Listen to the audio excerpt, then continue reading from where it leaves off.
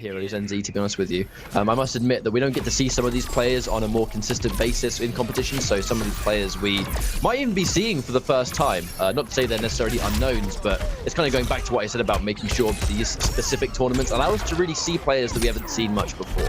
So K-TOP going in with the Starfire. This is one of his many characters, so against the Flash, it's definitely not going to be a bad pick. But that said, here comes the Flash's offense. It's a classic thing about the matchup. Extreme defensive Starfire versus basically the best rushdown in the game. So Flash has to work hard in that neutral, but once he gets in, he really has the ultimate advantage. It's 50-50 town into the highest practical damage next to people like Bane, of course. It's just one of those matches of the opposites, right? But of course, it's quite an even start to this first life bar. Of course, it's first to 3, so we do have plenty of time left to go. K-TOP trying to confirm off the down 1, but not quite able to get too much. And look at the chip damage, almost killing, but Erayko staying alive. He's going to get maximum damage from this, but we'll spend the second bar just to make sure it's going to kill. I think that was really nice from Erayko just to stabilize that life bar as the glass, but I mean, at this point, yeah, it's going to be very hard. I wonder if that was just a hard read on the Tamaranian charge.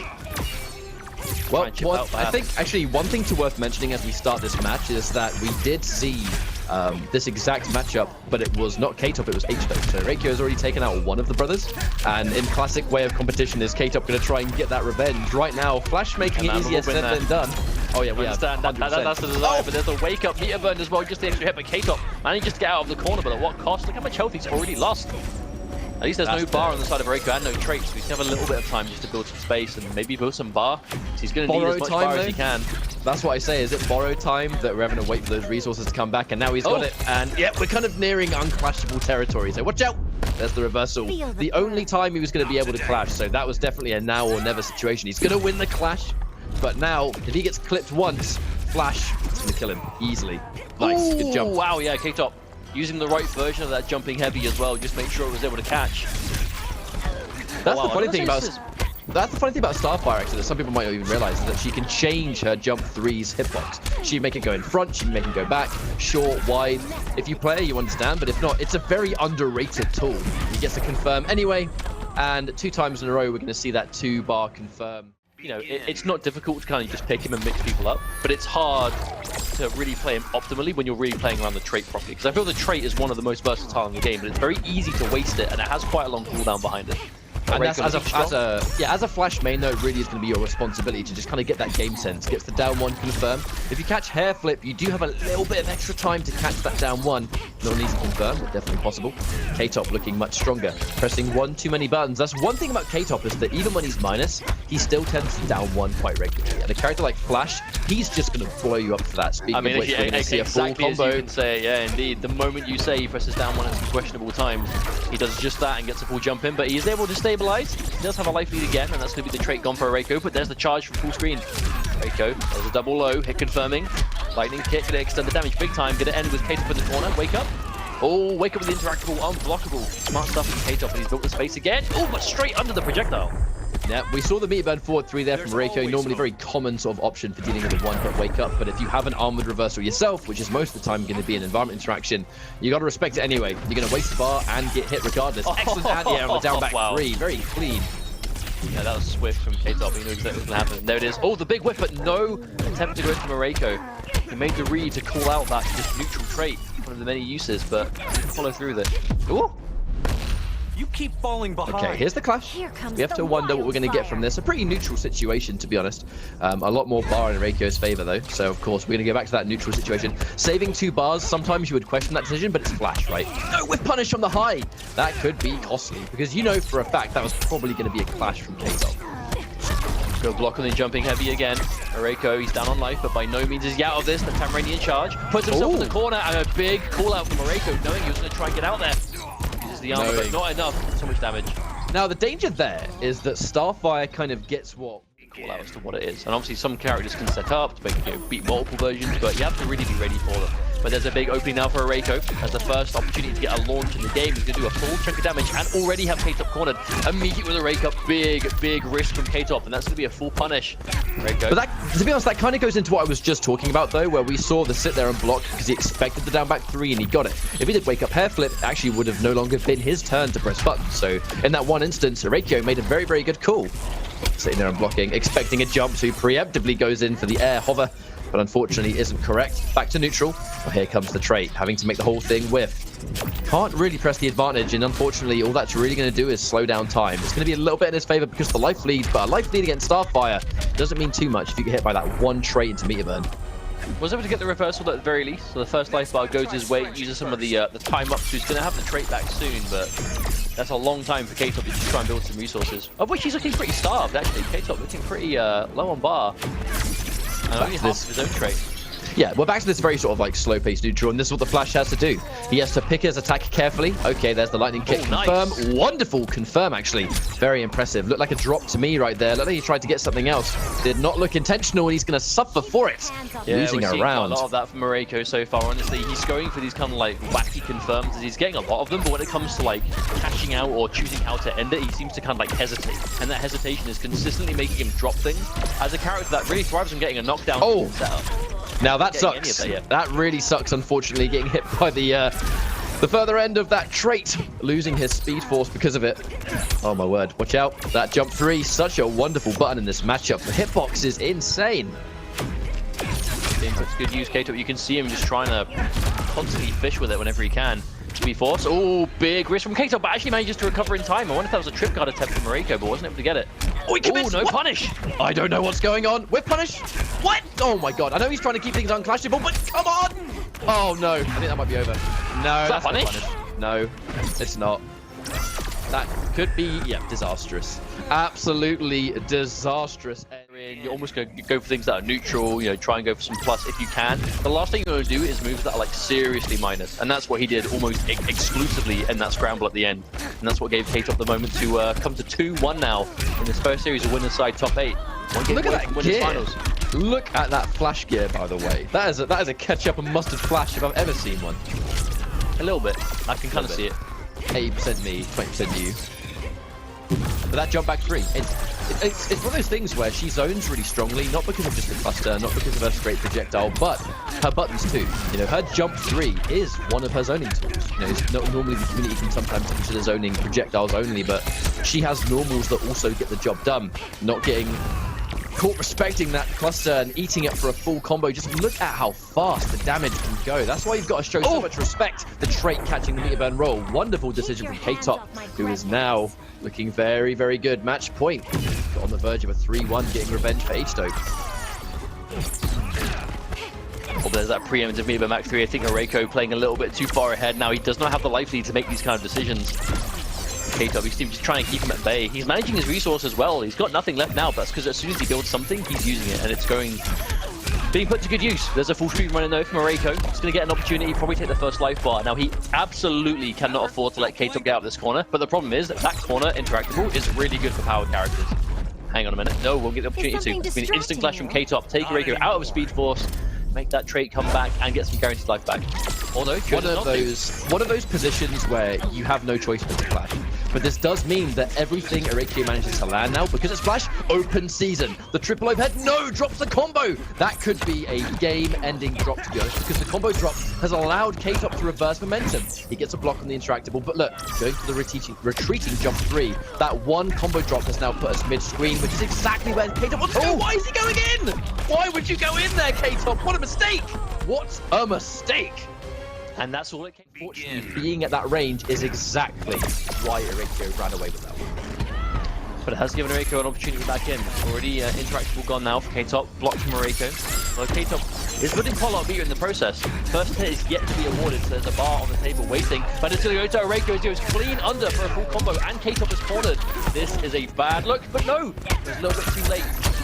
Normally, dropping the end of a combo is like, that's okay, he's going to lose a little bit of damage, but it's not important. But if Flash misses that end, he loses like almost like up to 200, surely some insane chunk, which again, the combo drop is allowing K-TOP to sort of get up a little bit earlier. It's not just the end of the combo for Flash, it's the setup afterwards. And if you drop it, you don't get that setup. No! Loses the speed force too. This is the most unfortunate way to end a round and shows why K-TOP is going to run away mid-screen. Okay, blocks the lightning kick, but just only needs a down 1. He doesn't need anything else. K-TOP on match point for another time. He needs to play this carefully though, because look at the bar difference. And there's no reason for him to be patient there. I feel like Erayko has been in those scramble situations, dialing in, you know, both hits for the down 1-2 into lightning kick consistently. He's gonna know to just sit patiently and wait. Tries to down one, but gets launched by the Sonic Pound. This might be the life bar. No, another drop from Erayko. What happened there? Execution is 1000% losing in this game so far. He needs to just tidy things up, or K-TOP is gonna walk away with this instantly. You have to play third up against Starfire. You have to keep a lid on this character. You have to punish every single misplay. And Erayko has had a couple of moments to do it, but he's just not been able to seize the moment. He's going to get around, but I don't know. Even with the meter difference, I look at the fact that Starfire has almost all of that trait, and look, one of them does a third of his life. He can't get clipped anymore, otherwise it's game over. Uh-oh, this could be game over, Mustard. This could be game over. Maybe. He does have K-TOP in the corner, and he's got 2 bars. He gets the Shimmy no combo again, and the maximum delay wake up from K-TOP wants to waste as much time of that trait as possible. And Erayko walks straight into the jump heavy, and that's gonna be it. As the Starfire beam is Starfire coming out from Nivek and Enchantress from Dubasik. As we get started with another 3 out of 5 to go. Nivek, we're bringing out that Starfire and Dubasik with that Enchantress. Not a matchup we get to see too often. Yeah, exactly. Now we're seeing some immediate matchup stuff here, where we're seeing the Reflect come through as a means to counter her projectile, and we can see that forward 3. The fact that Enchantress' forward 3 goes further than anyone else in the game. Dubasik now are going to get the knockdown on, I believe that's the 1-2-2. Sorry if I get an annotation wrong, I don't play this character at all, but look at the conversions. And now the trait. Watch out for that overhead, mate. That is a near perfect. Dubasik. The Enchantress. You're as naive as June. That's an Enchantress sequence if ever I've seen one. Nivek, unfortunately, just on the receiving end of that from start to finish, and another perfect placement. Good God. 3. I love the way Dubasik is playing this matchup. Like, it's so unconventional. Full screen, obviously, like, you have to reflect the projectile, but it's not going to get through the beam, it's not going to get through the dust. But from point blank, Dubasik is playing this perfectly a clean anti-air. All on accounts with the throw. Protect Nivek. If he didn't see that one coming, and Dubasik is just running away. Didn't Dubasik win Moscow Firing Arena with this character? I believe so.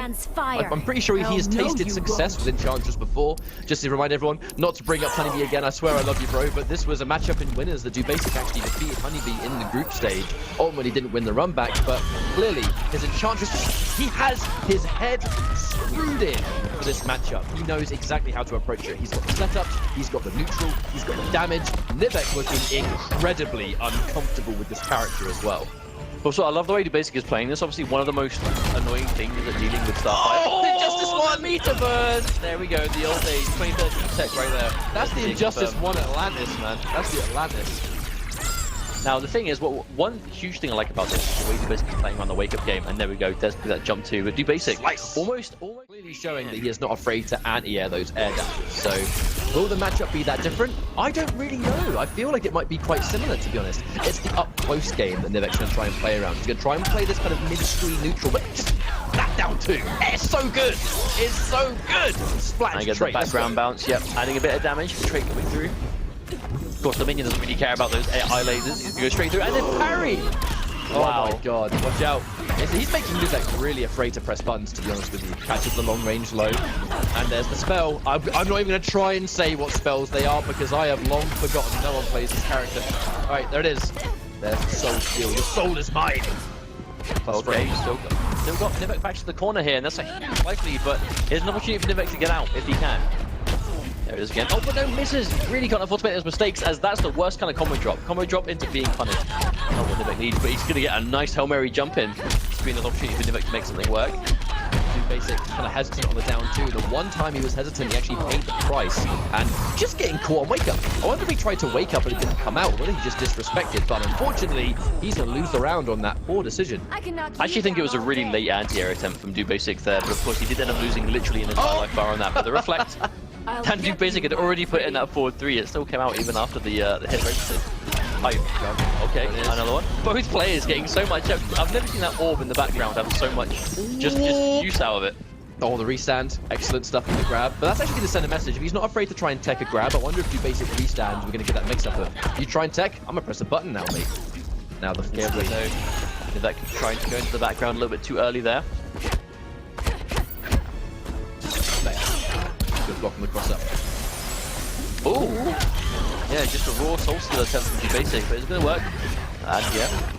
Oh, big call out. That meter burn back 3 from Nivek trying to get through, but Dubasik with the patience. Right as Nivek has a lot of bars to work with here, so Nivek clashing is not going to be an option as long as he's going to be losing the bar here. He's not having an opportunity to spend a lot of bar either. So Dubasik, I feel like he kind of misplayed that quite a little bit. A lot of hesitation, not really pressuring when he should have done. Went in for the delayed minion drop right as Nivek jumped. So it pretty much accomplished nothing. But because Enchantress, she's such a tricky character, has so many setups, you can commit so hard to one setup and they just jump, they press buttons or whatever. They just do the one thing that you're hoping they didn't do. Good trade. Oh, the reset situation.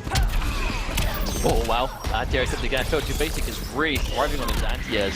Obviously not all of them are working, but he's committed to the attempt. Stops the orb. First game here, Nivek has a slight life lead, but he does have a clash also. Isn't a terrible situation for Nivek. He's got to watch out for that reflection shield, even if he has a life lead. Getting rid of all those interactables. Unfortunately, they are doing a significant amount of shit too. Good blocks, and that's going to be game over.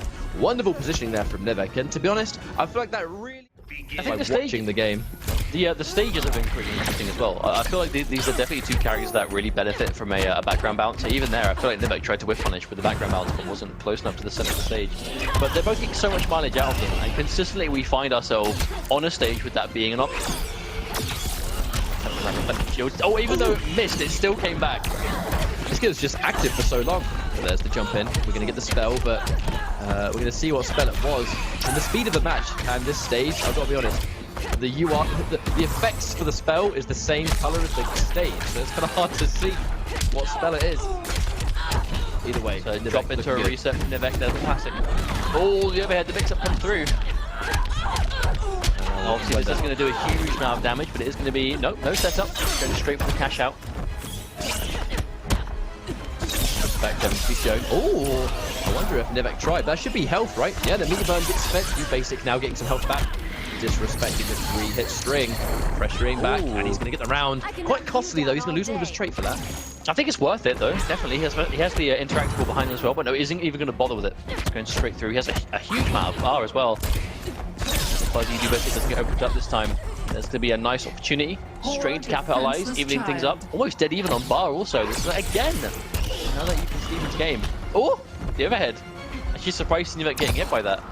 Definitely not your traditional forward 3 is Enchantress' forward 3. Such a wonderful sort of counter-zoning tool. Can't get a full combo anywhere on screen, but it's going to at least be able to knock it down, give Dubasik a little bit of real estate. There he is again. Forward 3. So satisfying. The grab, finally. Nivek showing so much respect on those jump 2s that I think the grab was almost inevitable. Dash into down 1. It's actually low profile that high. Nivek a bit of a chance to come back. Oh no, missed the combo again. But at least, I mean, it is a hard knockdown, right? So even if you drop that combo, you still get a setup. Oh, it's active! Oh, that was so active. Lovely capitalization. Okay, this is danger territory. We're getting quite weak now. And now, if we get openings, we might see some uncrashable damage into potential death, to be honest, since the bar they both have left, especially Dubasik, who has really been unable to spend any of his meter this whole time. Now there's another spell. No, Nivek, he can't crouch. He's killing himself. He just crouched like 5 times and took so much damage because he was hit by the spell. Magic. And while he was taking damage, he lost the life lead by crouching in neutral. And while he was taking that damage, Dubasik gave himself like the damage theory. He trades, for those that don't know, you trade your meter instead of your health. So if he's in a position where he's got loads of meter, he can win, but unfortunately, because the background bounce, it's not going to be enough. That is so unfortunate. He got a spell that was wonderful because actually doing the teleport before he defeated, I believe, Slayer in tournament as well, all with a pre-patch Supergirl. So, you know, he definitely knows a thing or two about this character. Oh, that long range again, Dubasik. Deceivingly long footsies. And here comes the boy, just casually strolling. But to be honest, the presence of the trait is what got Nivek to jump. That's why Dubasik was so ready for the anti-air. But that's the importance of you know, just utility like that. It's not the fact that, you know, we've all seen the videos, we've all seen the Enchantress minion setups and all the crazy combos, but it's just the fact that you can pull something that is on a set path or has an option to do, do damage for you. It's the options it eliminates just as much as the setup. Here we go. Pressure comes through again. When was he going to release? That was the mix-up. Oh, just gets caught. The push. Giving him another knockdown. Delayed wake-up. Going to keep him alive for now. The interruption on the down 1. Knockdown for another time. Dubasik really keeping Nivek where he wants him to be. And Nivek might start being a little bit squirmy now. Not going to be his choice to make as Dubasik makes a wonderful sequence in the corner. Yeah. I like going for the Soul Steal at a range that jumping is going to get caught by it too. Dubasik is again showing that he's a master of the spacing on these Enchantress moves. But that's going to happen when you play this character as much as he has. Set gets punished. It was only 2 bars away. For me, it was only a matter of time until we saw Nivek pull the trigger on that meter burn though. And here we go. Okay, full combo. Full combo. We're definitely going to see a minion set up here. This is the presence. The presence. Here he comes. He's just walking menacingly. With a down 2 just in case he jumped. Caught again. Don't tug on my cape. That was 100% just to try and cover as many options as possible. Dubasik, he knows he's got a strong life lead. He doesn't need to overcommit. Doesn't need to do anything too wacky. As long as he just plays solid, he should be okay to take this one. But Nivek managing to get quite a respect on that health left, to be honest. Oh, that one hit low. The angle of that diagonal laser. Dubasik really feels like his game to win right now. Look at this. We're going to see a conversion again. Interaction. The only thing he could do right there, going into the air escape. That would have been death, I think. The meter burn forward 3. This is just not Nivek's game. And it is entirely Dubasik. Again, Dubasik again going for the Soul Steal, but he's safe at that range. Oh, and calling out the back one. Dubasik with a very solid game. You know, actually wonder, stage for power characters. Right. Immediately getting the jump in. It feels like every stage as well actually has given us a background bounce, which is wonderful news for Nivek. He's always been so on point when it comes to, pushing himself and using that background bounce to give Supergirl some insane damage. And Nivek, he's trying to answer back to this airborne mobility with his own down 2, and it's almost never worked, but the active jump one is going to give him some room. Oh no. A little bit too much gravity used before the end of that combo, but Nivek's still going to be in the lead. But there's that preemptive instant jump light, but Dubasik has no reason to go in there. Oh, the big wake up. He can't commit though. Nivek knows he can't commit. And it's almost like he just killed the minion there. Oh no! Badly like placed forward 3. Oh, air tech. Yeah, he's out. I don't think he wants to take the knockdown, because remember, the back 1, 2, 3 would have pushed him towards the corner, so he's just slightly outside of it. Yeah, forward 3. He can't really do it against those lasers too fast. The reflect. Yep, challenging it again. Oh, so much range on the 1, 2, 2. Oh, the start of that reflect. Dubasik not letting Nivek get away with anything. Tries to hit confirm, but no, a little bit too soon. And there's another instant jump. Nivek getting so much of that. He's trying to shut down those instant jumps from Dubasik with one of his own. Now, he has to play this really carefully. With Nivek's situation, he can't give up any more life on his second health bar. Okay, there's the anti-air. Gets the bomb again. Soul Steal for some knockdown presence. Nivek, very respectful. Dubasik kind of needs to clip him one more time. I like how Nivek actually isn't deterred. I'm trying to think of what that could be. I'm really sorry. At it. I'm really sorry. I don't know what I can't remember what the spells look like because I haven't seen Enchantress in so long. I know the effects. I just don't know what the names of them are. Now, obviously, one stops the crouch. You've got the one that stops you from stops you from using super meter, and a few other ones. But it's just a question of recognizing which one it is at the time. We must look so bad right now. Guys, I'm sorry. Leave me alone. Okay, anyway, this is actually match point both players. Oh, the whip punish Dubasik with the call out. Unclashable again, the trait. 4 bars for Nivek though. Oh, but is it going to matter? He's going to get the clash. Nivek. Now, the question is, will Dubasik spend his bar to stop health regeneration here? Because Nivek could potentially even things up in life, but Dubasik, he needs VAR to really do what he's been doing. There we go, reflect. Nivek, as much as he really wants to, he just can't use these lasers. It's so quick for Enchantress. Use the reflect! Walks into the down 2. And there we go. Meter burn for the Soul Steal. That is why Dubasik does not spend bar because he wants it. Gets clipped. And now the minion, this could be the game-winning minion, gets the cross up on the jump 2. And there is the clash of Dubasik's own. Saving no bar is going to save him here. 2-2. 2 for 2. What's the read here? 2 for 1. He's going to get some health back from Nivek. He's in a rough situation now. At least Dubasik doesn't have to trade minion anymore. The block, plus frames. Yep, get the jump because he knows Nivek's going to respect the plus frames of that 3 hit. A little bit of a whiff punish for the laser. Oh, instant dash just to go over the anti-air attempt. Oh, what? Oh, whiff punish! The grab from that range! I don't know. That must have just been a hard read. But he's going to get set up on this. He's got so much space. Oh, that forward dash out of the corner. Galaxy brain and a half right there. Not out, Nivek! Oh! Wait. Whoa. Oh, the capitalization! He's still got it! Who's going to win? The forward dash! Another forward dash! What is going on? Super! Watch out. I don't think he's going to spend it. I don't think he's going to... Oh, the jumping comes out, Nivek. So mindful of...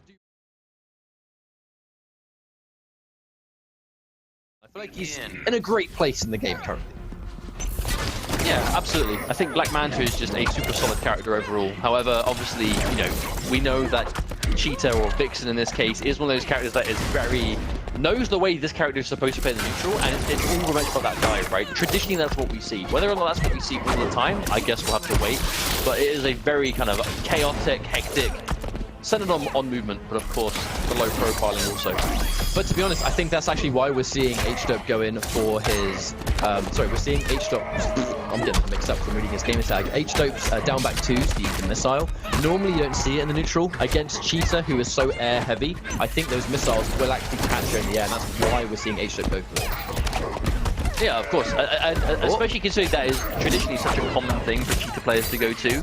It is the kind of thing they're going to be looking to stop, right? If you can really keep a Cheetah player out of the air, and they're a Cheetah player that really kind of thrives on the leap shenanigans, that's obviously going to put a bit of a stop in them. However, for sure, with to be honest, a really commanding life lead. I don't think Cheetah even needs to go in at this point. It's like Black Manta has a huge amount of full screen options that Cheetah can't punish. Seeing a lot of errors, a lot of back-to-back down ones that I can only assume are supposed to be down one in Manta Strike, the back forward one instead. So, you know, the chip damage is basically what Black Manta is entirely built around. He's very much similar to that Aquaman archetype where he will chip you for days, and just like that, that is how quickly Black Manta can just melt your health down and take it back.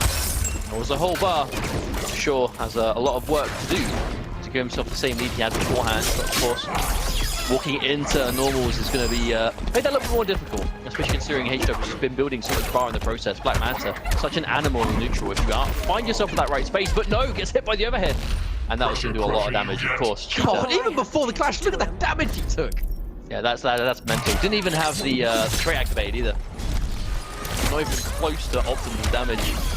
Watch out on that back one. It is a high, but it has so much startup speed and range on those two jump threes. We don't see the end. Probably tried to go in back forward to charge, but either way, he's still in a great position. Here comes the knockdown. He's now going to get another Manta Strike. One more Manta Strike on block is actually game over. There's the back three. Wait a second. Knockdown. He could win on one successful touch here.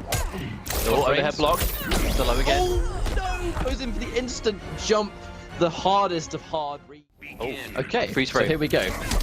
We're going to go into this matchup. Oh, instant what a read from that's the whole thing. Like, Black Manta has such fast buttons. It's very... He has a lot of options at the very beginning of the round. And for sure, making the perfect call out on the back one, which H-Dope is going to go for. Full punish. Full combo as well into a knockdown. Oh, God, she just does so much damage, Mustard. She does indeed, but fortunately H-Dope is going to be able to stay alive for now, but find himself in almost a mirror of the last game. There's the speed spent just to extend the damage, and Black Manta actually does deceiving damage off a lot of practical options too. Now that right there is the magic for sure. The second he saw the float, he went into the down three to make those jump threes with. The second you enforced respect as Black Manta, you can start going in for those floats which go into jump threes, which goes into pressure and more chip. However, I do think that she can low profile a significant amount of it. You can see the knowledge bit from H-Dope. Every single time that Shaw is opting to go for those, you know, close leaps on block, H-Dope is every time trying to interrupt. He's done some down ones, he's trying to down two, but he is starting to lose out for it now. Yep. Ooh, instant. Nothing swims between. That was scary. That the second we saw the trait, if H-Dope got caught by anything there that would have been a full combo, we would have seen some unclashable damage right there for sure. At the very least, a meter burn back three, which would have been death with that trait activated. Oh, but clean punish from that down two H-Dope. Unfortunately, going to get launched there. I feel like H-Dope is doing that a lot now. He's starting when he finds himself with a lot of bar, he's obviously going for those meter burn rockets just to try and get himself something to block. But he finds himself sitting on bar a lot of the time. For sure, has no real reason to try and go in with the leaps though. That's the mistake I think H-Dope is making. He's trying to occupy the space with the rockets.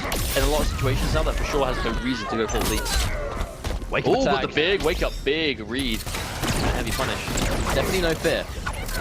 H-Dope being careful. Oh wow! Watch out for that. Yeah, the second he goes in to try and scout out the leap, it doesn't work, and dead. No unclashable needed on the end because those forward three. Here is the down two. Aquaman's space and just his options for just, you know, reaction punishing leaps and dealing with the kind of like, I suppose the on-block shenanigans that for sure is going towards these close leaps. Aquaman in theory should be able to stop a lot easier than Black Manta was. Question is, will he find himself in a situation to do so, as now he's already lost himself 40% life. Look at that golden Aquaman. Oh, that's one to be afraid of, because the second for sure went for a leap there and H-Dope tried to down to it. The down two lost clean. And that's, in theory, a big reason as to why he would have picked this character here. Oh, well, there it is. Yeah, we're going to confirm. Oh, no! Yeah, it is an unfortunate drop and a half right there. Commits to the back three anyway. I've got to say, I'm not sure about that decision. He had so much time to realize that H-Dope was not going to bite to that. Here comes the pressure. Chip for days. Oh, gets hit with the very last hit, which means he has to hold the next one. Unfortunate time for sure to re-block. Yeah, spend the bar. Kill the life bar. No reason not to. That's a very gold Aquaman. I said it does get action figure. If Injustice 2 he does like an action figure. Oh my god, and just kick him out. Cheetah's gonna say. No, Vixen, more like, where's my production line, mate? It's confusing me as well. Why am I just a premier skin, huh? Oh, no! So many drops, H-Dope, this is so unfortunate. Okay, plus frame. That's the respect. Oh, the low. That's mad, +2. I can actually say I've never seen that string in my life. I feel like cheaters don't go for it, but in the corner, I guess he gets a good mix-up. Yeah, tries to go for it again. Yeah, but confirms on block. Nice awareness. All the disrespect. For sure does have a life feed, but it's going to quickly escape him if he keeps showing this level of disrespect. Oh, and again, that's literally, for sure, just lost a huge life lead for no reason other than he refused to just respect H-Dope plus frames. That's all that came down to. He's now lost his clash because of it. Oh, hang on a minute! Unclashable, back three, no meter to tech. Oh my god, that hurts so much. Oh, the roll grab! That was the most galactic of galactic reads! Okay, he's gonna get a massive payout here. Oh, the backdash come out! Be careful here! Oh, no! He still did it! H-Dope, he went with the... It's a very set style that fits him. And I don't feel like he has to, think too much about what H-Dope's kind of hesitating here. Because I feel like the biggest thing here is if H-Dope can get for sure blocking. I was actually paying attention. I actually think it was like 90% of the time that H-Dope had him blocking anything that was plus, for sure would press the button after it. I felt like it was almost exclusively where a lot of H-Dope's damage would come from. Oh, and again, that down two, still trading. That's not the kind of interaction that H-Dope wants. He wants that to be a clean anti-air. And there's a whiff punish. Those grabs that Cheetah can go for, she still has to make a good read on which direction you're going to block. It's a high grab and a low grab. Massive payout if she's successful, but if not, you get a whiff punish. Oh, another anti-air. Okay, sick.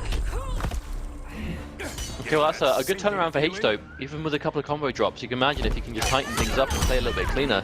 We see something completely different. And another combo drop. H-Dope cannot afford to keep making these mistakes, especially against someone like For Sure, who has those max damage Cheetah combos on deck. The thing is, we know that the scoop into back three is quite a tight link, but if you specialize in Aquaman, and we know H-Dope has been playing Aquaman for a long time, he really should have that execution down. The jump again, expecting a grab for another time. He's not going to get a full whiff punish, but he's going to get a block situation, which, to be honest, it's all he needs right now. Look at the life difference. The down two trading with jump three, but again, with the life difference, that's trade in his favor. Again, just clean. At this point, he can 100% afford to take those trades because of the tremendous life lead he has. This will make a fine cover shot. Now, he's gonna probably win this trade, but this is kind of like almost like a lifeline clash. This isn't the kind of clash to bring you back into the fight. This is a clash to just stop you from dying, period. Goes in for the meter burn, but the clutch air escape, but it's too little, isn't it? Like, I don't see this being his game at all. Yeah, just get off me. Get off me. I feel like it's a big ask to avoid that little health against someone like Aquaman, right? But of course, the slow motion reaction of seeing a cheetah leap towards you straight into me. Or go down there again. Because I feel like the biggest adjustment there, like the problem H-Dope still has is his combo execution is still not so good. At least with Aquaman so far, but his composure was a lot better in that game just now. Of course, For Sure finds himself with an instant life lead. Oh, the tentacle chases her down. Okay, I actually quite like that option. Say again, the leap for days, goes in for the grab for another time, really committing to that jump three, jailing into one of the grab directions, but unfortunately the past two games, For Sure, he's just not been successful, but as a 50-50 goes, he's going to be right this time, and now the damage payout is going to allow what's basically going to be a round. That's what happens when you get the grab. That's why he goes for it. It is always worth it. I mean, but that's the kind of play you have to commit to as a Cheetah player in a lot of situations, right? We saw last game H-Dope was jumping them on reaction and punishing them, but you can't be ready for them every time. For Sure is calling that out. Because now, For Sure, a little bit lower life in this first bar, but no, the jump. Oh, the big read again. Ask and you shall receive. We talk about the payout. If those command grabs connect, how much damage you get. If you make that big gutsy read and you neutral jump him, she's taking a full jump in worth of damage. Which with Aquaman, that's a lot of life. Ooh, after this jump 2. Down 2s, I mean. Okay, we finally get the clutch back 3. That's the first time he's actually landed that. Now for sure, he's got 4 bars and he's got trait. In the online world, this means death. But can he make it work? The thing is he going to clash? Yeah, he goes into the clash a little bit late, to be honest with you, actually. That little smidgen of damage he took because he didn't clash a couple hits earlier might come back to bite him. He's only going to spend 2 because he needs the other 2 to kill. Is he going to commit? Goes in for the back-to-back. Overhead does not commit. That's like an execution error, though, I think. Oh, wow, they actually got caught in the start of the leap. Oh, there's a big back 3. What's this going to be? Nope, doesn't spend it. Doesn't spend it. Oh, he challenged it! But the Aqua Armor, right as we said, he took so much damage, but didn't get launched. H2 is still alive. This is loser's bracket. I mean, he didn't get launched out, but he took so much damage. I know. It does so much damage. Oh, and he's got the clash ready. H2 still makes it work, and he's got guaranteed bar to win the clash. So the problem is that health he's going to have, that's nothing for a leaping Cheetah. But oh, he does it immediately. He wasted no time. He goes again. He's being so predictable with the leap now. Commits. Oh my god, he commits to the leap. Dodges the jump. I said look at how spiky Dexter is. As a spiky cat. Of course, Alegil, Gitblame. Again, we're in loser's bracket now, so the loser of this is unfortunately going to be eliminated. And their IPS journey ends here with it. But this is one of those matchups that we actually, as canon as it is, I can't remember the last time we got to see this kind of regularly. I know Atrocitus really was a character that was kind of popular early on in the game's life. I know obviously, you know, being one of the beta characters, people got a lot of extra time with him towards the start of year 1, and Green Lantern being a legacy character means obviously there's a certain level of familiarity, even though his specials are completely different. I feel like there are a decent amount of players for both these characters, but still definitely more Atrocitus. Atrocitus is definitely a more popular character than Green Lantern nowadays. Yep, they both have very fundamental sort of like these solid tools mid-screen. They both have excellent mids. Atrocitus kind of has that slightly riskier pressure, I would say, but Green Lantern, he's pretty much always had this similar playstyle across all of Injustice. Injustice 1, Injustice 2, slightly different specials, but the same game plan. So if you specialize in Green Lantern at this point, you have some fiddly setup. You know, we see that gross, we can see it right now. But so far, okay, gets caught by the third hit of that string. Not watching his feet, and now push block used at the last minute. Does not want to deal with the mix-up. Yeah, caught by the breath of the absolute max range. Gitblame trying to occupy that space again. That back one, such a strong footsie tool in the neutral for Green Lantern. But of course, but that's the thing, right? Like, the back one in itself is an amazing button, but what it leads into is one of those things that there can be a gap sometimes depending on what special you go for. It really depends whether it's straight or not. But fundamentally, the back one is such a good whiff punisher, and because you can turn it into obviously spend trait for no bar, or you can spend trait and bar and get damage. It's a kind of character that really kind of thrives in the neutral. But of course, if Atrocitus has the cat out, neutral becomes a lot more difficult to play. Also, shout out to the shield being put in the air there when he's already been I really like that choice actually from that range. He took the minus range, where normally when you see Atrocitus players go in for the Dexter strings, they send Dexter out because it means the projectile kind of lands a bit closer. He saw the push used just to challenge it before he even had a chance to press a button. Crouches, but no down 2. Okay, watching out a little bit. Plus frames. Oh no, challenges and just eats the jump 1 clean. Full combo. Yeah, no bar to extend it though, but back dashes into the bowling ball, and even though the cat is out, it will not matter, as he is not going to recover in time. The bowling ball's going to just whiff punish. If you even try and move in with the cat, and he's so low to the ground, even if you try and shoot the cat, it's not going to track him amazingly if he goes to the back one. Now, one thing we actually see constantly in these online tournaments is how regularly these players swap between their gear. Now, I actually do think sometimes that even though the stats don't change at all, the visual differences can change players' outcomes. They go to what they would almost deem as like their favorite gear loadout, and it kind of almost feels like it has that mental effect. You play your favorite costume in a game, you're always going to feel a little bit better, aren't you? I actually always have wondered about that though, because I feel like a character like Green Lantern that the shaders actually change the color of his visual abilities. Do you actually wonder if certain players try and pick a certain shader that makes the color as kind of I don't want to say garish, but as uncomfortable to look at as physically possible? Maybe that would be the next level strap. Is that the forbidden tech?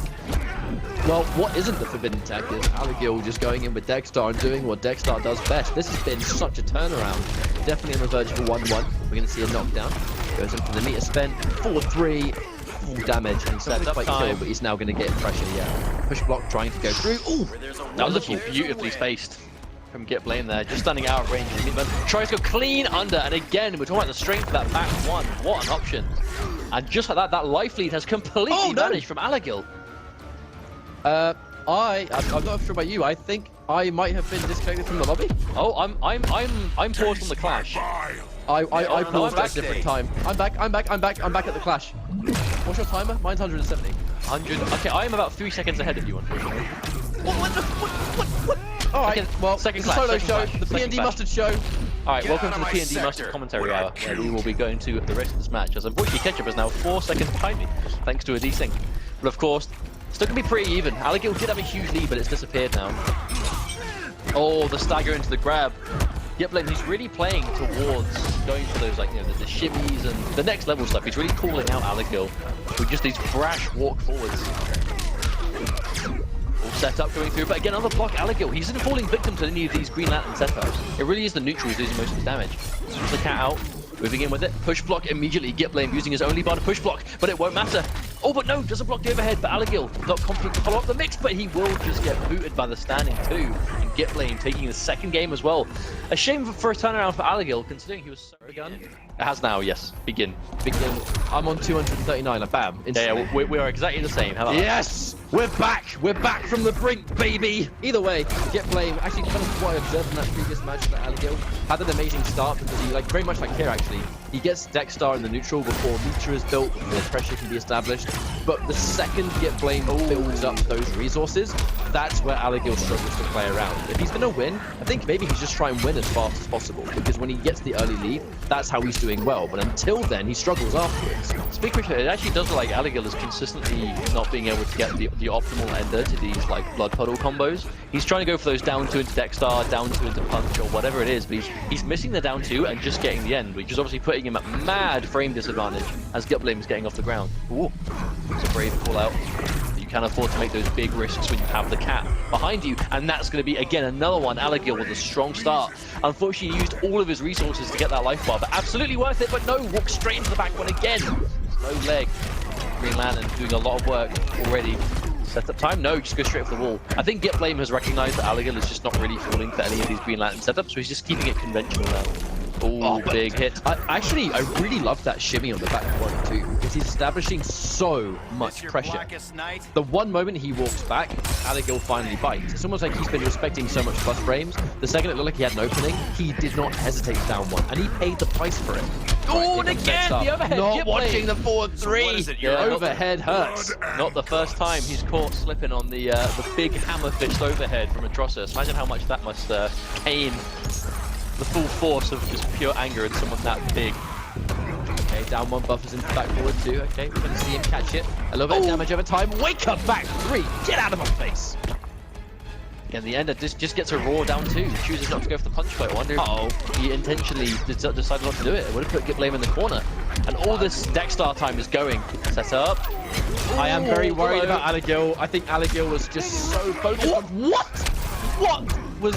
Wake up? I've never seen that neutral jump. Anti-neutral jump cat. Have you ever seen a command grab knock someone out of a neutral jump and put them down? And the damage over time and the constant punching is going to give Alegil... Especially on wake up, he blocked the jump in and then got hit by the back one because I think he was trying to use Dexstar on block as well. So he's got to be super careful. If he won the game, yes, because he had such a substantial lead.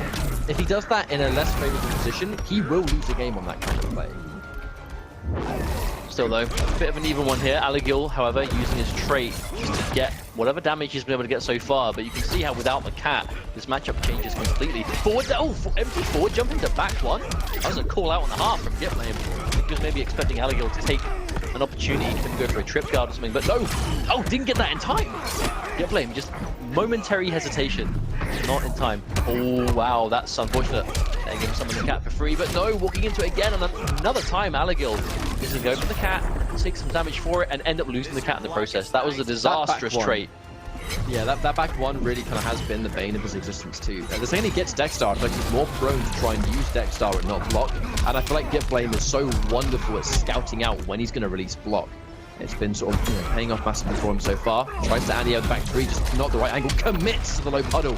We haven't really seen that full-on Atrocitus commitment yet to get down to the Dexstar. Here comes the pressure. Oh, and just raw. Drops the combo though. should not be too punishing though, given the health difference. Yeah. Oh! I think that was a little bit too ambitious from Gitblame. You know, it's quite common for Green Lantern to block the puddle, forward dash, and get a back one, but I think he was just way too far away for that one to work. Oh, goes for a double jump in. Gitblame. I think it might be the first time we've seen him go for meter burn back for the armor in the neutral. It's going to work out. Alegil going to be able to clash here. Guaranteed win. We'll spend 1 bar. Saving one for rainy days. He does have access to the cat. I think definitely will take the trade of the bowling ball just to make sure he gets straight activated. Oh, but no. Sometimes as Atrocitus, you'll kind of use your life bar as currency just to secure trade. You're going to calculate how much damage am I likely to take summoning it, and will I get pressure afterwards. He has the corner positioning. Unfortunately, loses deck start, so he's going to have to kind of do things the old-fashioned way. Down one into puddle. That's going to be the old-fashioned way. Absolutely. And now the siphon, the health regeneration, the pressure. The down one connects into more plus frames. Gitblame really having a fight for his life with his back to the wall. Watch out! Challenges the plus frames. I think we were talking about how Gitblame was getting more confidence as an matchman. I think I actually feel like it's not really working out for him so far. I feel like a big part of this game is Gitblame is just failing to punish these cat activations at punishable ranges, and it really is giving Alegil a huge amount of space to work with that he probably shouldn't have.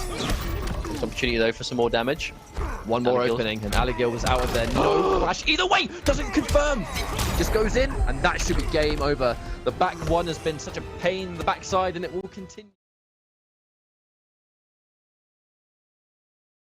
I was kind of eyeing up actually. All level 1 gear, so I do want. He mustn't be grinding it on this account. I wonder if he plays Catwoman on a Smurf or something. I'm not sure. Or at the very least, maybe it's just not. You know, not something he's used too much, but of course there's that clean down too. Ooh. Nice out of the air right there. Now there's the knockdown. Nivek, the first play was a jump in, and it was swiftly anti-aired. So that's going to send somewhat of a message. He's ready for that. Commit to the cat dash though. I wonder if that was a buffer that just did not work. I'm not sure, but Nivek didn't punish it. Nivek just did not seem ready at all. Mixed up. Ooh. You see H-Top, he tried to stand up there. He was looking for the fuzzy. Backdash, okay, instantly challenged. A little bit of a scrambly first round, I have to say. Some punishes that have been missed, some shimmies that didn't quite work out. All confirmed into cat dash though. Right, we're now going to get that corner pressure. H-Dope has already built up 5 cat scratches and has bar. Spends the trait to kill. Not messing around. No, not at all. And that's going to be a comfortable life lead now for H-Dope and plenty of time left to put that trait back up. Instant interactable from Nivek. Unblockable, realizing the range. But not a lot of damage for H-Dope to take. Not going to be too upset with that.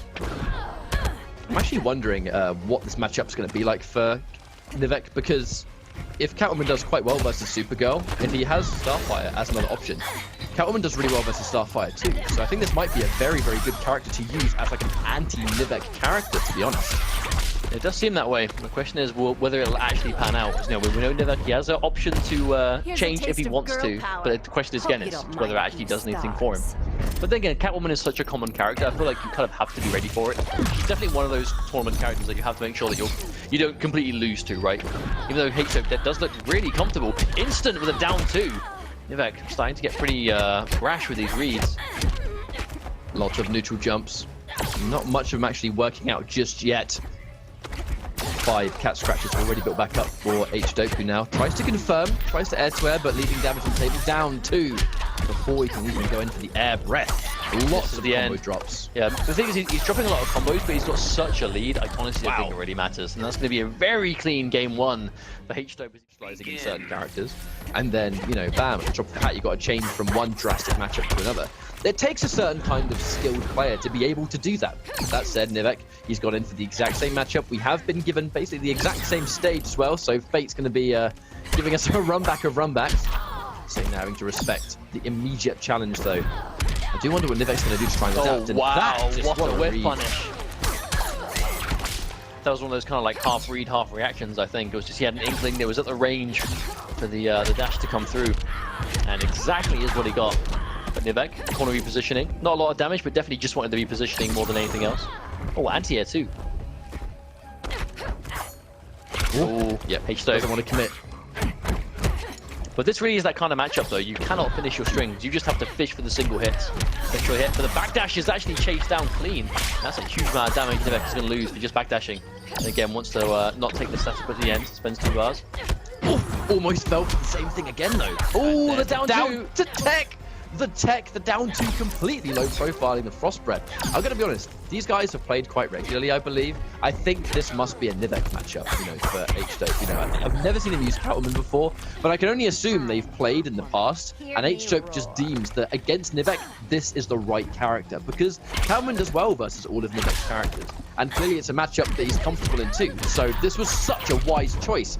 Full combo, and that was a lifeline clash. That wasn't to survive, that was just to not die instantly. Well, it's working out for him so far. This is looking really clean for H2. Oh. Again, Nivek not able to get the confirm. So this is looking difficult for Nivek. I feel like the big part here is H2 is just not getting opened up by anything substantial. It's just wayward hits here and there. Nivek has to be so careful because his anti-airs have been on point. Everything about H2 is just playing this so perfectly. Yep, not really going in for the meter burn either. Very nervous to go to that option now. He knows the down 2 has been low profiling and punishing. But ooh, speaking of which, another down 2, but a combo drop comes through from H2 again. Doesn't matter because even though he's dropping combos now, the life difference is so insane. I mean, what's he going to do? Punish him with a round? He's already got more than, like, well over a life bar on Nivek at this point. 5 cat scratches, that down 1, you know that was a down 1 trait. No reason for it not to be, especially when you have this much life to work with. And even then, Nivek, I mean, just look at this. He's getting a lot of individual hits, but it just isn't adding up to anything. He might be dead. Plus frames, tries to chase it down, and I think Hail Mary situation right now. He has to try and do something, but just he's chippable at this stage. He really is close to death. How is he going to survive? Only a real round 2. Patience. But that's the patience that won. There was no reason for H2 to stick damage. The environment that she can activate is useful too. But against Catwoman, she shuts down so much of it in the neutral because of just the range of her buttons.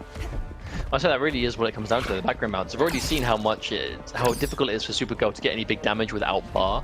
As soon as you add in the background bounce, she's just like doubling her meatless damage output at least. Okay, here we go. Now Nivek has the life lead. The question is, does he keep this going? Well, there we go. Down 1 connects. So this is the first time that Nivek's actually had a substantial life lead in this entire series so far. So I have to see how H2 plays accordingly. Yeah, we are starting to see a little bit more signs of life. Just the first time he wakes up and it works. That's the thing about being a Catwoman player is that wake up is incredibly unsafe. But all things considered, if you use it sparingly, the one time you go for it, it's probably not going to be scouted out, to be honest. And oh my god, he bets the farm! And he gives H2 this entire sequence. Knockdown, no trait needed. And now, oh wow, guaranteed chip. Wow, wake up. No fear. He has no choice this week, right? He has to go for something. Oh, wait a minute. Okay. Factory. It's that background bounce. Takes the round. And that was a wonderful sequence. He needed that so badly. He did, but Nivek is just living on borrowed time right now. As you know, H2 is looking for his time to take the chip, and that's exactly what he's going to find. Second, he blocks the eye laser. That's just going to be a cat dash from as far away as he can.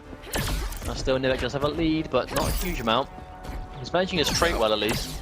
H2, he has those cat scratches ready to go. Ooh, with punish. I think H2 must have seen Nivek in the air and just been so confident it's going to work. Down 2, all right.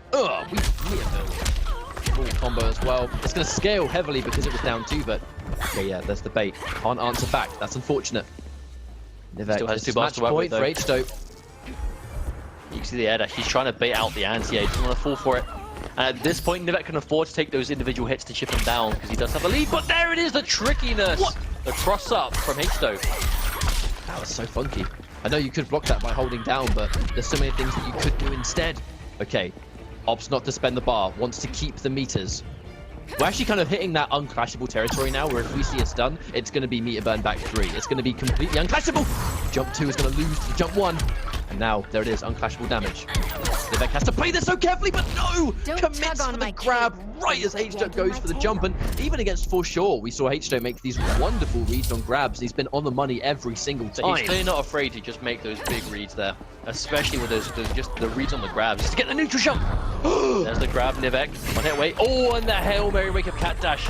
H2 getting a little bit too comfortable, I think. Nivek manages to champion Tekken 7. He was able to defeat Ice Beam. He defeated Tekken Master in Grand Finals. And Tekken Master himself has been doing really well in Tekken World Tour. Like, Nivek is no joke when it comes to fighting games. Of course, the other realm is where he managed to make a name for himself. And even though I'm sure, you know, he hasn't been playing Injustice 2 a huge amount, you know, he said it himself beforehand, he's still showing that, you know, he's not just going to forget how to play it. Still making those reads, right? The fundamentals of this guy. And when you play mobile fighting games, you develop those fundamentals. There's the conversion. Doesn't meter burn... Oh yeah, actually no bar to meter burn cat dash, of course. I was looking at the wrong side. Okay, having there's the overhead. Ooh. I think he was a bit hesitant there. Doesn't want to whiff punish that in case he walks right into it. He's taken so much chip already. And that's not going to be just chip, that's going to be masses of meter build for Catwoman as well. He's playing around it though, Nivek. He's being patient.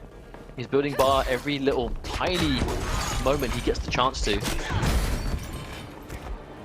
So much stuff just being thrown around this poor bar. Oh, late and yeah, I actually don't think that was a trip guard. I think Nivek just tried to press a button on landing. No full combo again. H-Dope.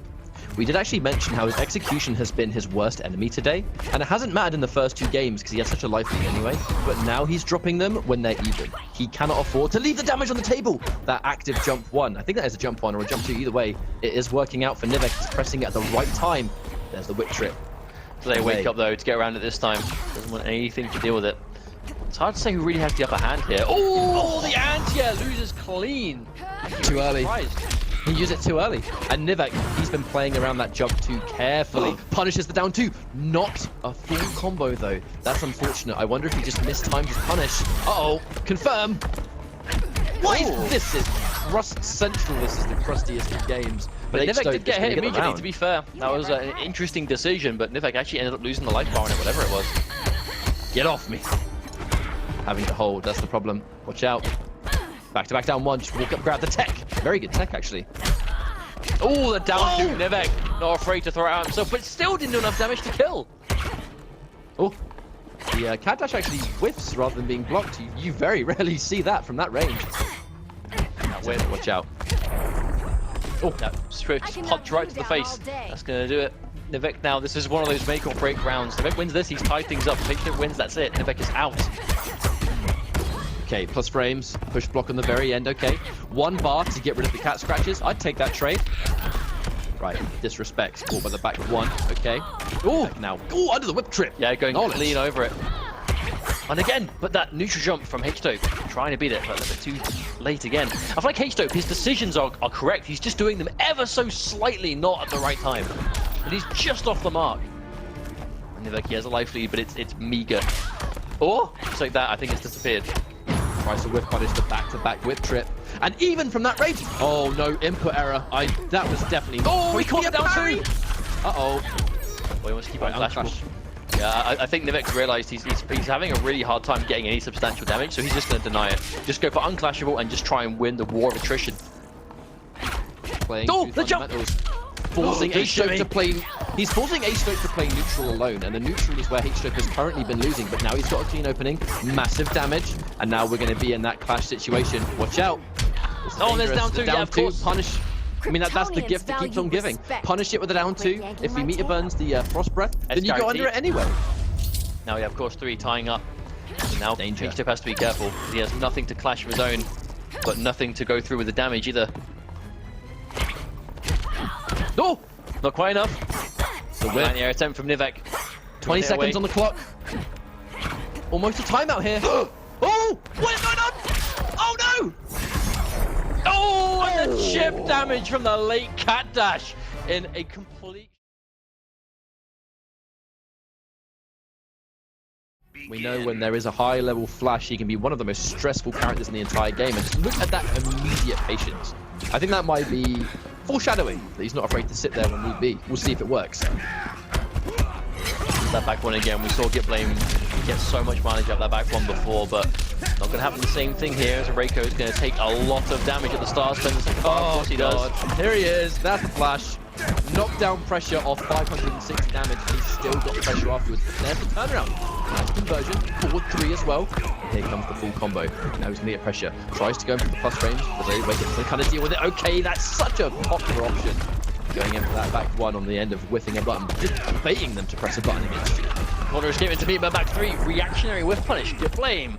Wonderful start for that first life bar. And he's got the interactable. Oh, he does, but there's the meter burn roll. That's a trade. That was so sick. That was really sick. That was like a hard read for Erayko. Trait and meter burn roll. Watching out. You have to watch out whiffing that back 1 against Flash because he will whiff punish you for days.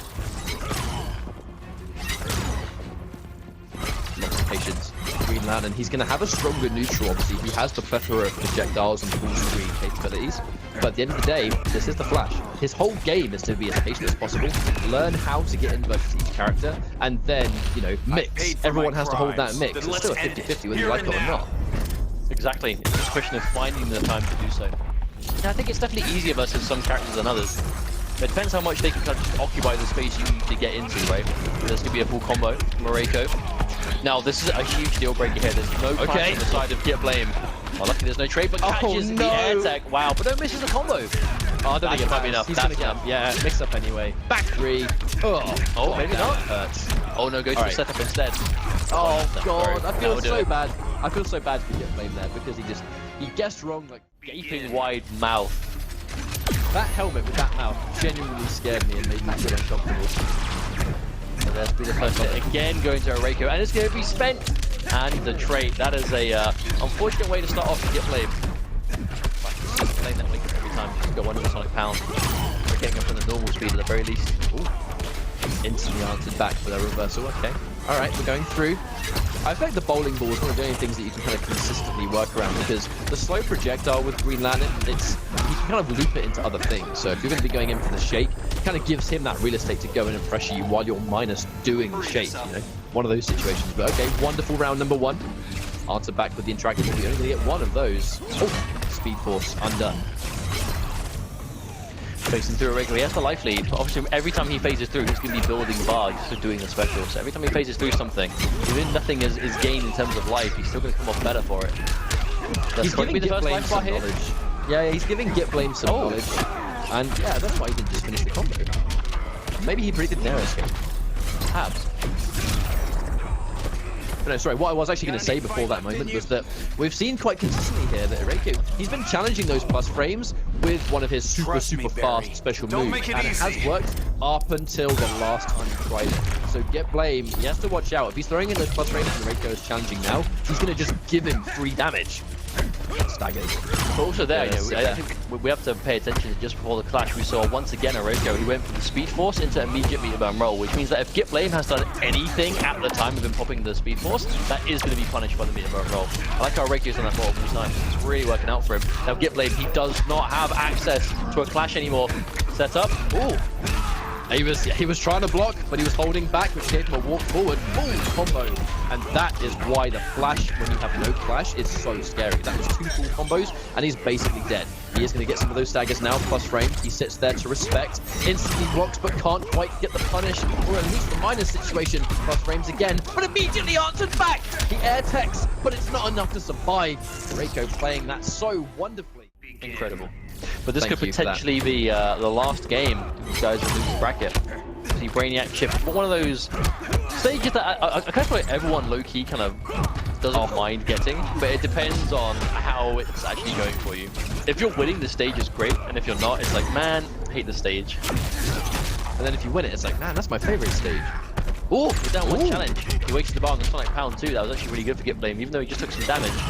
Yeah, it's definitely not damage, it's resource losing, isn't it? Now, plus frames again. Now, fool me once. It's not going to happen again in the second game. He's going to punish this time. Answering back, Gitblame. Really kind of wise. He's wise to the disrespect, that's the thing. I'm not sure Gitblame was actually expecting to land behind. I love he committed to a string that didn't exist when you're going the other way around. Speed Force confirmed, full combo. Brainiac as well. We might see the reset. Oh, actually, what if that's what he went for? Oh, the catches the jump again. And no immediate wake up from Erayko. Even though Gitblame won the round, Erayko was able to even things out a little bit. Of course, this is exactly what Gitblame needs. Empty jump. That was actually... That was very much a crucial block too. You know, we're kind of sitting right in front of Brainiac. If we had that 50-50 after Drake had just run out, we were going to still see an easy full combo from Erayko. We had that immediate conversion with Brainiac behind the challenging again. That's such a consistent answer. The plus frames goes through Sonic Pound. No bar necessary to take the second round, and it's going to be basically match point for Erayko. Oh, and again, turnaround so far again. It's forcing out the clash, man. That's the thing. Those early clashes are never good. Like, you have to do them, but it's not beneficial. Well, at the very least, in this situation, it was able to get Erayko out of the Speed Force. Now that's going to be coming back again, but I feel like now the Clash is gone from Gitblame. That's a whole life bar that the Flash can just delete instantly if he gets the opportunity. Now he doesn't have Flash here, the air tech comes through. So that was actually a really good air tech from Gitblame, but no, back to back, and he does not have the bar. But a drop from Erayko. This could be what Gitblame needs. They're the worst drops that happen, but fortunately, even if you drop a combo and they don't press the button, it's the Flash. He's still going to mix, and he's dead. Oh my lord. 4-3. Say goodnight. That's going to be the series. Aside, and it's going to be Erayko versus H-Dope for the Flash versus Aquaman. Season 1 matchup in Season 2. Good God, this is a Season 1. This is EVO Grand Finals right here. It is. 2017. Has been a while. 2017. Don't worry, I know. I'm not wrong. Either way, this is going to be a matchup of basically, you know, the Flash versus Aquaman was always seen as a rough matchup, but things are a little bit different now. Aquaman is not as good as he used to be, and as you can see right now, Erayko not having as many problems. Oh my God, absolute deletion in that first round, and the grab as well. Madness. I like the way Erayko played around the trait activation as well. You know, we saw H-Dope go for the Aqua Armor just to try and get through, and he tried to press a button straight away, but Erayko just kept pressing. And there's the punish with the Sonic Pound. H-Dope goes straight in with the Clash. Really smart Clash. He's going to take him out of the Speed Force, and he has guaranteed life regeneration if he wants to. But he isn't even going to need it, and just decides to save all 4 bars. That's a traditional combo breaker right there. He's got 4 bars a meter, but is it going to be enough to save it? Okay, down 1 scoop, Hail Mary, wake up, shake as well. A little bit of a preemptive wake up, to be honest. Launch. No, I think that was a back 1-2 that didn't work. We did see this from H-Dope last time we played Aquaman. His Aquaman seems to be really good in the neutral and just general kind of composure, but his execution really let him down before. Picks these up over and over again. I like the way H-Dope tried to use trait to absorb as much from that Speed Force as possible, but it hasn't mattered. It's just the life. I mean, was there any point in that second life bar? But if he is able to just get the ball rolling from the start, then that's the kind of match you might be able to see. Changing the stage though, the Red Sun Prison. Good for power characters, but of course, depending on each corner. Usually better for keep away characters, I suppose, if you want to kind of just keep away with them with lasers and drones. The power characters just have plenty of machines to throw around. Or another miss on the back 3 H-Dope. He needs to tidy up this execution. There's the try. Tries to trip guard a little bit with the back 1, but doesn't quite get it. Looking much better in this first game. I feel like this is kind of like what the matchup is, right? The second Aquaman can kind of play that strong grounded game, lock him down. It's not so bad. Nice whiff punish as well. No scoop confirmed. I don't think he quite believed in it. Uh-oh. Yeah, no meter burn. Speaking of not believing, Erayko did not believe in that meter burn at all. Minus frames. Oh, I love the down 2. I actually love the down 2 there because he knows that Flash is going to go for a 50-50 on those minus frames. Okay, but that's going to be corner carry again. Optimal finish. No, doesn't spend an extra bar. Doesn't want to. Good block on the neutral jump, but no, immediate shift of momentum instantly from Erayko. And again, holds the bar, wants to keep it, and a neutral jump. Neutral jump is a down 2. Interesting stuff. I think he must have just seen the fact that H-Dope was in a position to get hit by that neutral jump once, so he just committed anyway. Either way, meter burns the trident rush. Uh-oh, and there it is. Oh, hang on a minute. Oh, no, he got a down 1 sort of lightning kick. For error from Erayko, unfortunately. Oh, tries to get through just a raw trident rush. I wonder if he tried to down 1 it first. What is this? Whoa, that's such tricky corner stuff. Oh, it absorbed all 3 hits of the jump 1. Good God. Oh, meter burn as well. Down 2. Air escape to try and survive. And now taking the negative situation. Good scout, but no punish. Tries to whip punish, but again, nothing. Doesn't watch out for the overhead, and now he's actually going to win this trade. I foresee no meter spend. He has no reason to spend bar here. No, he has the trait too. If H-Dope gets opened up by anything, oh no, he unclashable, doesn't want to let him clash. Oh, maybe it! Oh God, what happened there? That was such an amazing... Now, is it going to be enough? I'm not sure. He has no choice but to take 3 straight games now. And yeah, he knows that Erayko is going to try and interrupt the gap in between that back 1-1 up 3. So he's not going to bother even trying to fight it. He's going to charge out of there.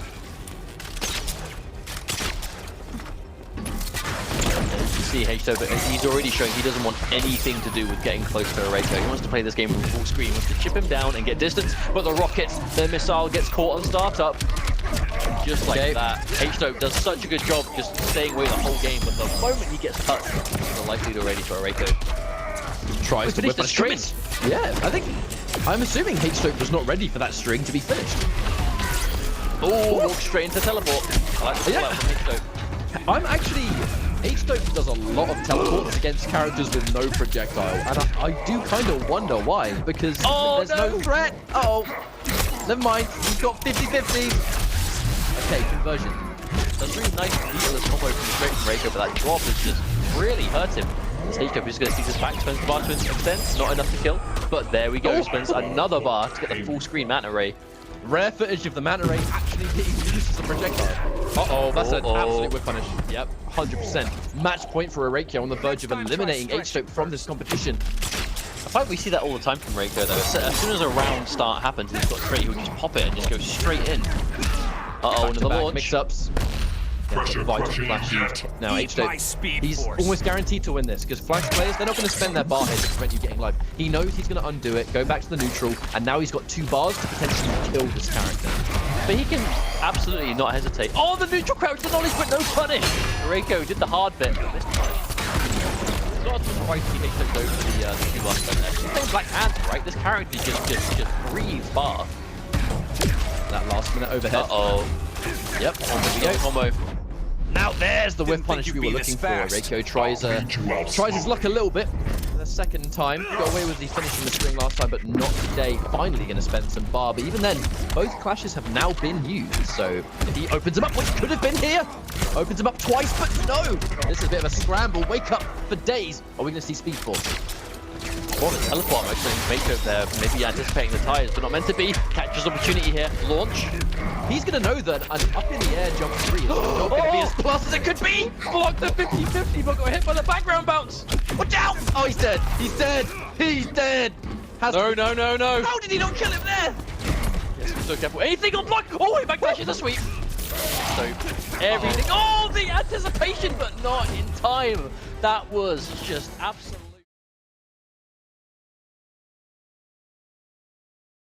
One more slot open for this tournament. Is it going to be Dubasik or is it going to be Erayko? The immediate catch. Well, that's a wonderful start for Erayko right there. They'll be flashing out to damage as well. So any part in the restand. I'm interested to see how this plays out. Because Dubasik, we've seen a lot from him in terms of like just general matchup knowledge. But we've seen Erayko with just Flash today. So we haven't actually seen Firestorm. That said, one execution character to another. Firestorm still pretty fiddly. Ooh, wake up Molten Trap. Now the wake up Starfish. Interesting read. These are all reads they're having to make right here. Just clipped, not blocking low. Basic gets taken out. Round 1 should very much be in his favor. But the wake up. I'm actually really surprised that wake up connected. I don't think the Basic really had a choice to do anything but that to avoid the death. But also standing one to anti-air. Or was that fireball?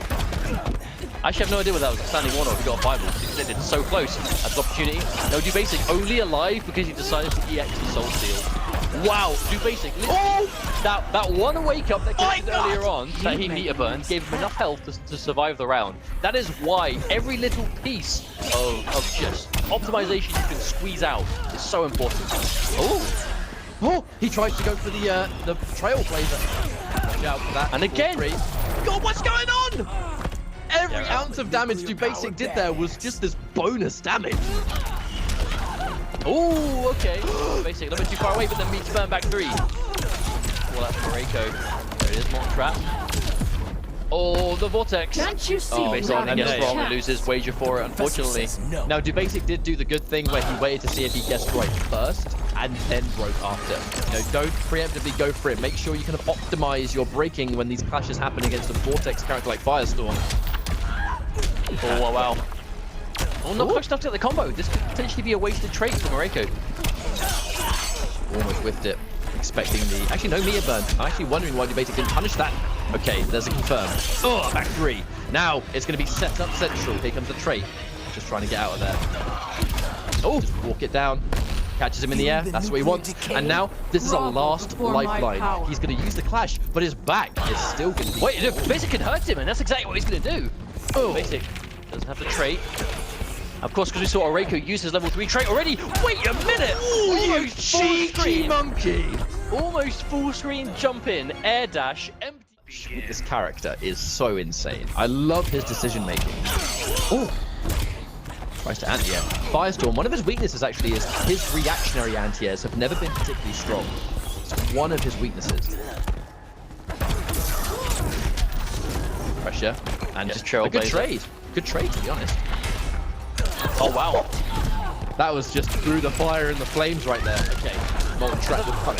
That is going to be a great reactionary tool at that back three. You can make it go so far, and it's so obvious when Dubasik's going for those forward threes. You know, such a very deliberate animation. It's not the hardest reaction in the world, but there it is. Low. Mixing up with the overhead, and again. I don't think Dubasik was actually ready for that to hit that jumping. But it doesn't even matter. Is he going to spend bar? Yes. Okay. And any character, like Swamp Thing's another one, any character that can heal after spending bar, it almost just, in essence, makes the combo do more damage. Because when I say that, the divide between health is still bigger than it was before. So you'd almost like give that an increase in damage just in your favor rather than against them. Okay, down one. Got to be careful. Oh, no, doesn't commit. Oh, a throw attempt from Erayko. I wonder if he was just trying to reverse the block down one. Of course, the special chance was going to catch it. Plus frames. And he challenged the plus frames. That's very interesting. But to be fair, Erayko, he's challenged plus frames before. I don't think he fears them as much as some other people do. Uh-oh, there's that mix-up. Overhead or low. Well, there's definitely you have to make them fear it, right? You know, you can't just get that respect for free. You have to make sure that they are forced to respect it. There it is, the low.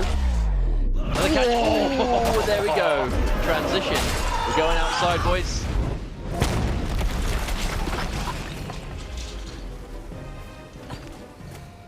I look like he's walking back. Erayko, he does not want to overcommit to anything. Hasn't pressed the button in like 10 seconds. I mean, we are within Erayko especially is unclashing territory. Oh, the bait! The bait is so real. That's the punish. Okay, back three. Goes into the cross-up. Can't Wait you see you have he goes no in for the clash. chance? Good positioning. Professor says no. Not a bad position, to be honest with you, for Enchantress. This is still Dubasik's game to win, in my opinion. Oh, that max distance. And again, we're seeing that. The reactionary punish. Uh-oh. But the mix-up. Guess it's wrong! And there's the vortex! And the chase down. Excellent read! Bad call on the grab, and Erayko just snatching that win away. It all kind of feeds into the same machine. That, oh wow, big call out. Yeah, very slow too. Well, considering Enchantress kind of options at the start, it's very brave to go for that kind of overhead right there. Oh, that must have been an imp error. That must have been an imp error from Erayko. Definitely refuse to believe that was intentional. Punish! Oh, punish! Range! Yeah, wow. Deceptively long range when I'm standing one. Right, there's the knockdown. Pressure again. Not going to see the minion summoned yet. No trait. Oh. Oh. No confirm on those molten traps. 2 times in a row didn't confirm those. Oh, the wake up burn Starfish though. Just throw that one in. It looks like I do actually. Ooh, I think that was an element of conversion that he tried to do, and I think he pressed down. So I'm assuming it's the ones where if he spends bar, he gets hurt. I think. Which damage over time. Maybe it's doing buttons actually. I'm pretty sure that was the damage v jumps. Yeah. Reflect. You can see, like, as strong as those curses are on paper, it's actually deceptively difficult for Dubasik to actually realistically set them up in the neutral because of how long they take in the recovery on the other side. So they're definitely to be used sparingly. Used too many of them and obviously a lot of damage in the process.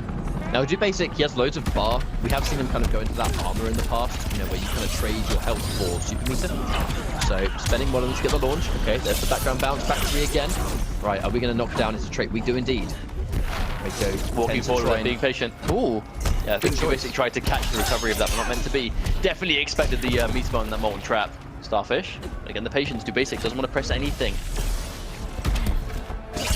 Still has the bar advantage. Good block on the last minute cross up, respecting. And now he's expecting him to press down one after that. And there we go, challenges it again. This time he pays the price. No clash. Erayko, he's building on the stun into level 3, I think. Oh, there you go, punishing the minion activation with the back 3. That did so much damage. See it again, he saved the level 3 trait until right at the end. As some serious health regeneration. Launching overhead, but doesn't want him to clash. Oh! Oh, no! Out of range. Firestorm just... On a bias note, I'd love to see Enchantress make it into the Vienna finals from just an excitement standpoint. But to be honest, Erayko, he's fought so hard in this loser's bracket, lost the first round, and these charges are definitely not intentional.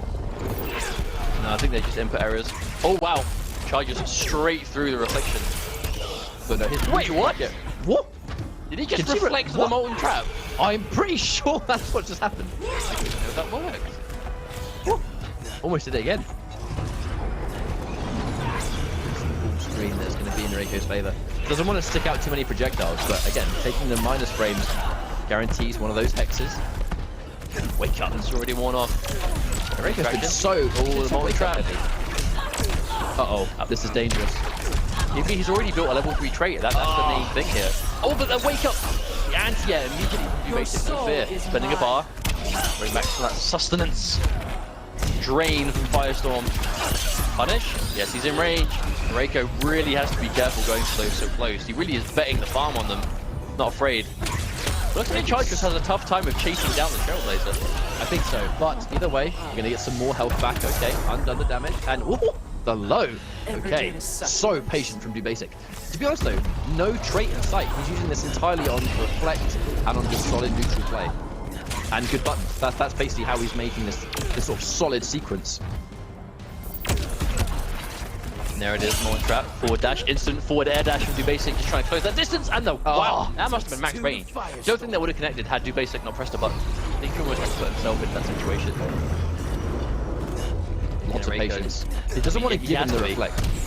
It just gives Dubasik that presence. Doesn't commit to the second hit. That mix-up, both unsafe, but you've got to make the right call. If you guess wrong and you eat the trap, you're full combo into level 3. Level 3 Firestorm is one of the absolute best characters in the game by far. Oh, the interaction there, that's not what Dubasik needs. There's going to be an easy clash. There's going to be some guaranteed life left. I don't think Erayko is going to risk spending his only bar to deny this. Probably 2 for Dubasik, yeah. This is so tense, man. Oh, tries to add here. Oh, that's no good. Saving his bar from contesting the clash health just to waste it on a failed anti-air attempt. That's not what he needs. Reflect again, just to establish. Because from that range, Firestorm can't really check. Those multi traps, they reflect. Whoa. Oh my god! Which way was he going? No one knows. Sure, but more health you get. Dubasik and catches him out. Erayko. Uh-oh. Yep, keep it all unclashable. Reflect. Frames. Oh, tries to whiff punish, but not in range. Oh! This is so tense! Why is this so tense? Because Dubasik knows he hasn't got a clash. He's got a huge life lead, but this is now a 5-star with level 3 trait. Dangerous. Health regeneration is going to bring him back into the fight. Very risky 4-3. Could have been disastrous. Oh, another one. But Erayko, he's respecting them, and there we go. Your soul. That was huge from Dubasik. Oh my lord! Oh god, again! The read was correct, but okay. Erayko, not really given the chance. Better turn around to finish things off here, as it's going to be Dubasik versus Erayko. They're fighting for that spot in the Intercontinental Championship. And the wake up. Erayko attempts to come off, but isn't quite able to. No punish. Both players immediately playing very shaky at the start. I wonder if this is getting to them already. I am 100% positive Dubasik is nervous. 2 opportunities, but again, 3. Make that 3.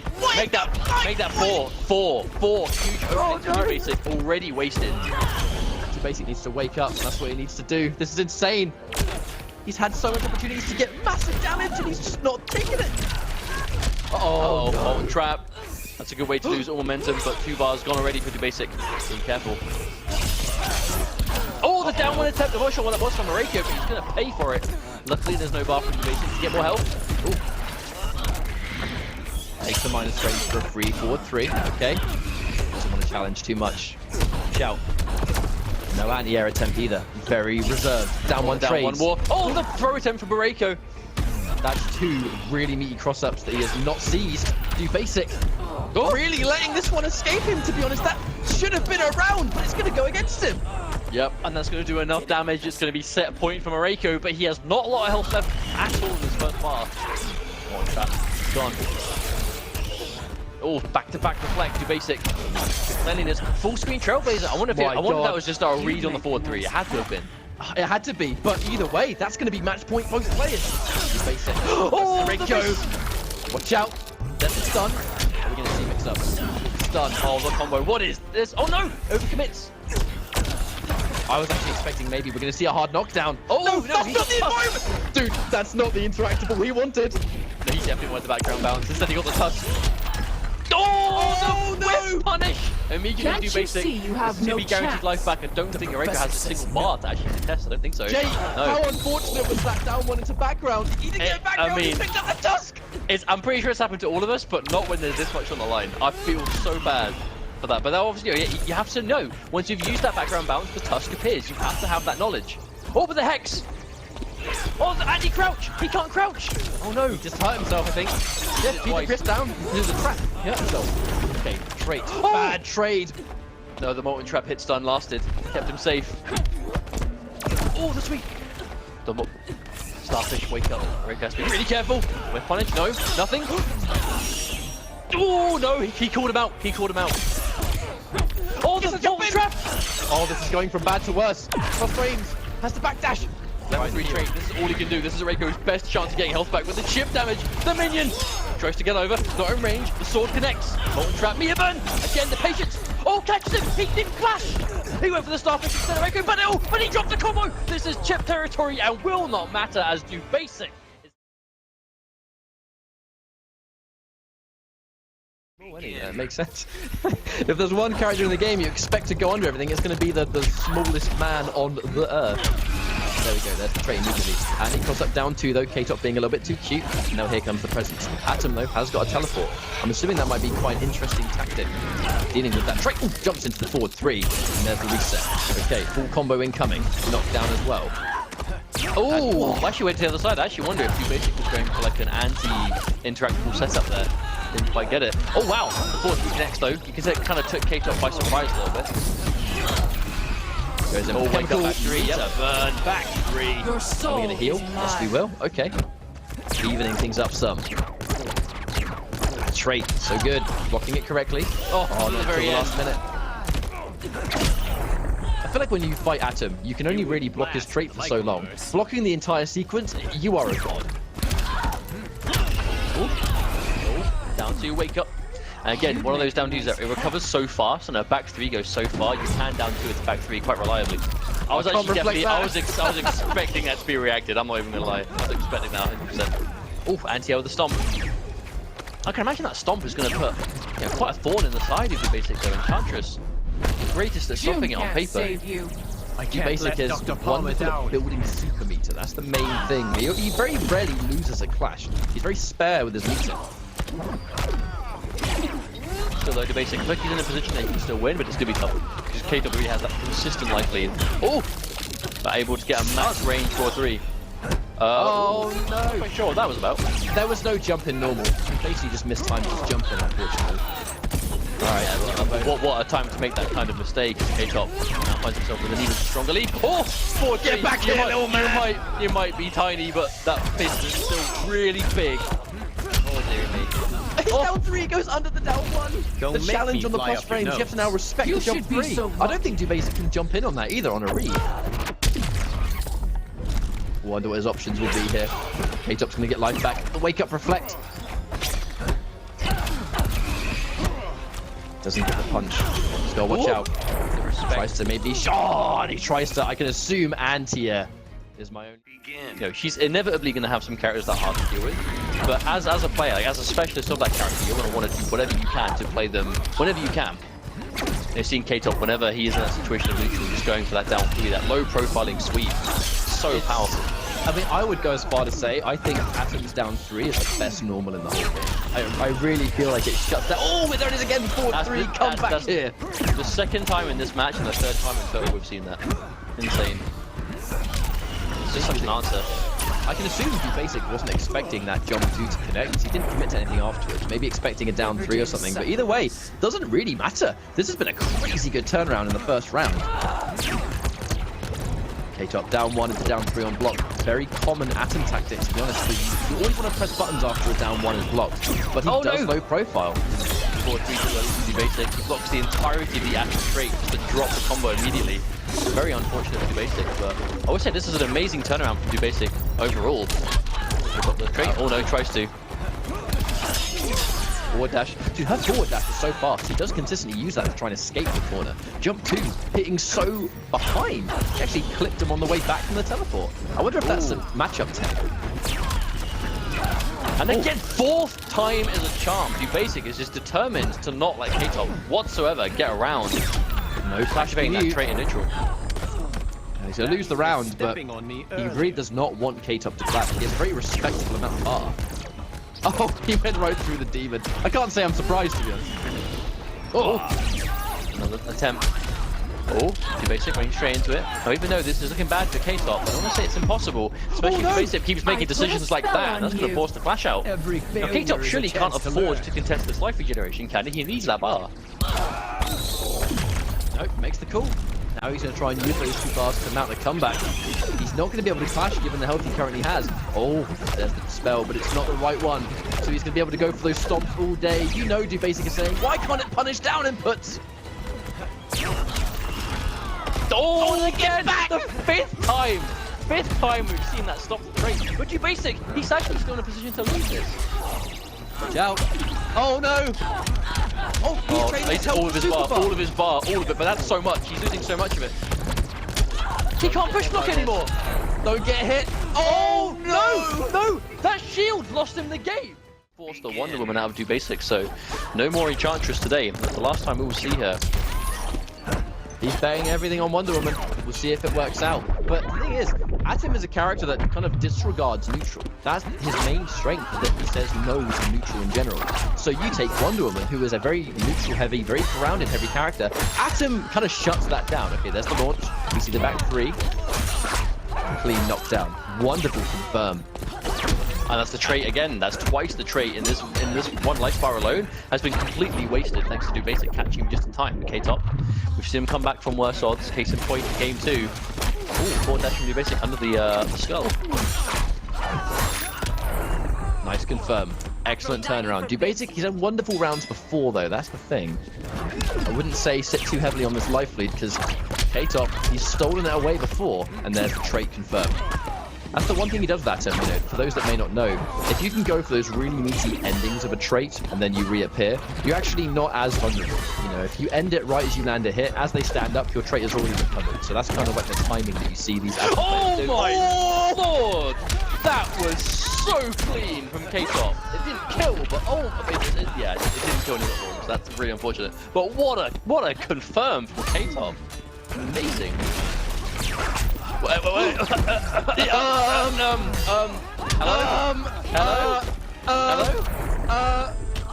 Right. Atoms are relatively large. I mean, obviously. Why wouldn't that happen? Because she don't care. She don't care about no measly figure.